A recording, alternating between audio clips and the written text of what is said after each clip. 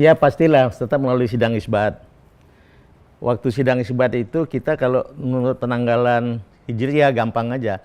Pasti tanggal 29 ya. Kalau kali ini ya tanggal 29 Zulqa'dah ya. Karena menjelang Zulhijjah gitu ya. Sama aja misalnya bulan menentukan 1 Ramadan, pasti tanggal 29 Syaban. Menentukan 1 Syawal, pasti tanggal 29 Ramadan. Nah, ini juga menentukan ini pasti tanggal 29 Zulqa'dah. Yang jatuh pada tanggal 21 Juli 2020. Di sana tentu saja diuji masalah dengan cara hisab dengan cara ruqyah gitu ya. Nanti akan ketemu tanggal berapa jatuhnya 1 Zulhijjah itu, kemudian tinggal ditambah 10 hari menjadi 10 Zulhijjah. Nah, itulah menjadi hari raya Idul Adha gitu.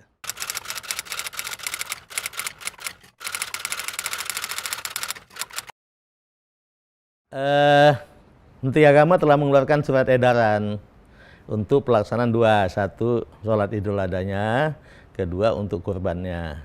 Untuk sholat Idul Adha kita silahkan mau di lapangan, di mana, di masjid atau dimanapun, yang penting memenuhi persyaratan, kecuali di tempat-tempat yang memang pemerintah daerah setempat atau gugus tugas setempat tidak membenarkan karena memang masih terjangkit wabah yang sangat parah begitulah ya. Tapi kalau terlepas dari itu semuanya boleh. Dengan beberapa catatan harus menaati protokol-protokol kesehatan yang telah kita tetapkan. Nah, begitu juga nanti masalah kurban gitu. Ya, kalau ada sholat antara lain satu, sebelum sholat tempatnya itu harus dibersihkan. Ini dilakukan disinfektan lah begitu ya. Kemudian diusahakan gate masuknya terbatas, mungkin 1 atau 2. Sehingga pada saat masuk bisa dicek suhunya gitu ya. Kemudian dianjurkan kepada yang anak-anak ataupun pada orang tua yang rentan, apalagi punya penyakit bawaan yang rentan untuk penularan, jangan mengikut sholat Idul Adha karena akan mudah tertular atau menularkan ke orang lain. Kemudian banyak hal-hal lain yang agak teknis, misalnya bawa sajadah masing-masing, berangkat dari rumah sudah pakai masker, kemudian juga betul-betul bawa sajadah juga masing-masing tadi saya katakan, kemudian betul-betul yakin kita sehat gitu ya. Kalau tidak sehat jangan sebaiknya gitu ya. Dan banyak aturan-aturan yang harus kita lakukan, termasuk sebelum masuk ya harus dicek dulu suhunya. Kalau suhunya di atas 37,5 derajat Celcius dan dicek 2-3 kali masih seperti itu dalam jarak 5 menit, maka dia tidak dibolehkan untuk masuk ke dalam. Jadi banyak hal yang kita lakukan, yang kita garis bawahi. Hampir sama dengan sholat jamaah yang lalu. Antara lain jangan bersalaman, jangan cipika-cipiki, kemudian usahakan sholat dan khotbahnya tidak usah panjang-panjang, tetapi tetap memenuhi rukun agama begitu.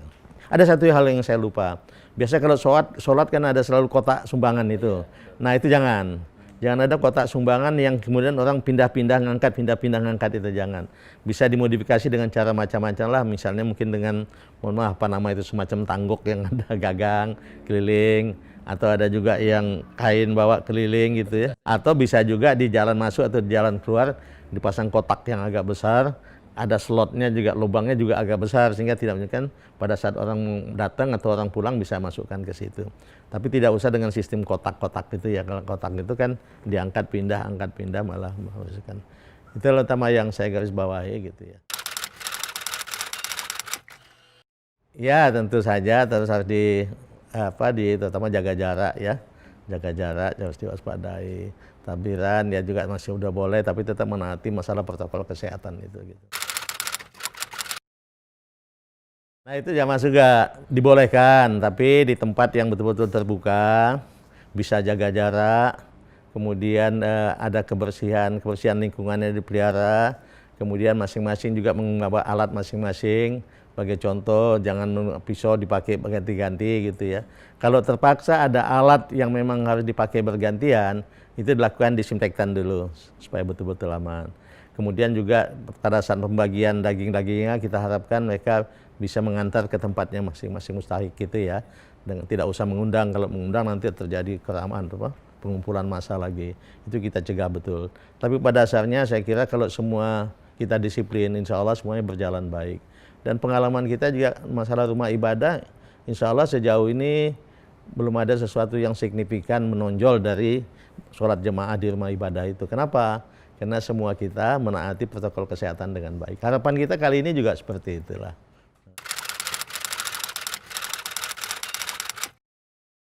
Ya kembali tadi harus yakin sekali bahwa dia mampu menerapkan protokol kesehatan dengan baik ya. Jangan sampai di tempat-tempat yang sangat tertutup sekali sehingga tidak bisa jaga jarak, kemudian ada pengumpulan massa, kemudian juga peralatan seadanya sehingga ganti sana ganti sini. Orangnya tidak memakai, kita harapkan kan dia memakai lengan panjang, tetap memakai masker gitu ya.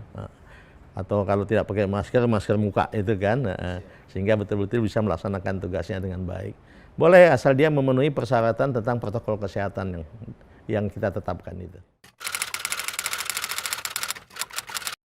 Ya kita harapkan mereka menyebarluaskan ini. Dan juga kita semua yang ada humas-humas kita juga kita harapkan menyebarluaskan sehingga semuanya bisa dilaksanakan dengan baik. Dia harus menyebarluaskan ini.